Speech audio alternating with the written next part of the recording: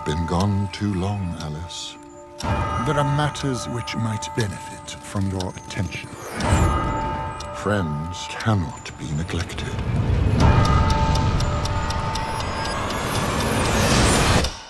Hurry. Thank you for talking to Orty Pleasure. Dan.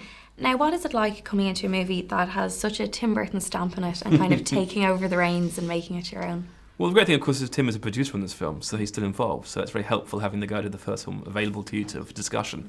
So I really felt that going into this, I could call upon him when necessary, which is great. But also at the same time, obviously, this film is set in a different time period and different geographical locations. So I felt that I could kind of bring something that I found interesting to this world, but within the parameters of Tim's original vision. So, you know, it was kind of, you know, I know Tim Burton and his work very well, and I'm a huge fan of his work, so it actually was quite exciting. When the day becomes the night, and the sky becomes the sea, when the clock strikes heavy, and there's no time for tea. And it seems like the sky was the limit in terms of your imagination.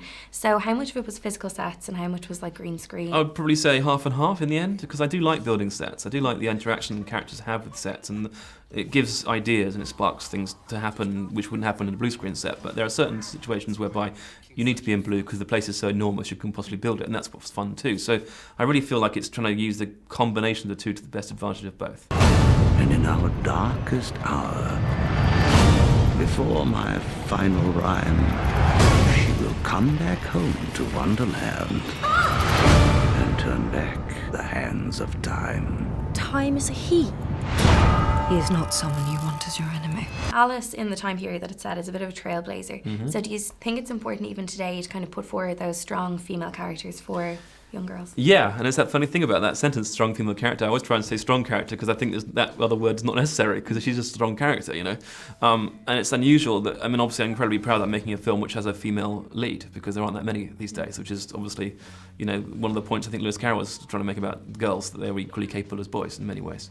And so even 150 years later, we're still talking about the same thing. It's rather sad. But at the same time, I think that Lewis Carroll pushed the idea forward, and Alice certainly, to me, today still stands as an icon in that situation because she's such a strong, I'm saying again, an independent character. You know, she feels like she has her own idea of how the world should be, and she feels that she has the right to have a choice in what she wants to do.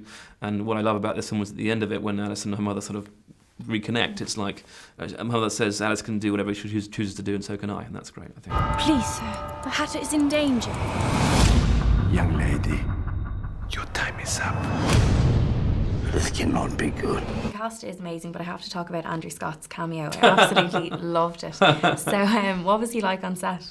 Great. I mean, I'm obviously a big Sherlock, you know, I love Moriarty, so I knew he'd be great for this particular character. And he has a very distinct role in the movie, and so I knew that he'd bring something very unusual and very memorable to that scene, because he's not in it, you know, it's only a couple of scenes, but he's really fantastic in it. So, no, I was thrilled he agreed to do it, and he pulled it off with aplomb. The film is great fun. There's laughs for everyone. Good. I loved all the puns about time and stuff like that. I was like giggling away. How much fun was it like behind the scenes as well? You've got some really big characters there. Always fun. I mean, whenever you know, I know Sasha for many, many years, and so I knew that bringing him together with Johnny would be amusing, because they're friends anyway in real life, and I've seen them together anyway, so I knew they'd be funny on set in their own, because it feels like you're bringing two people who are going to be naturally competitive, and that always raises the stakes and also raises the performance out in that situation, so I'm really very pleased with how this came out.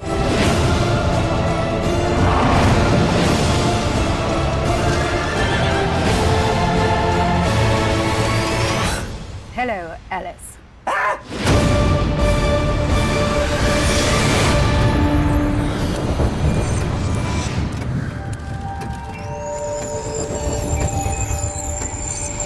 I present you with a gift.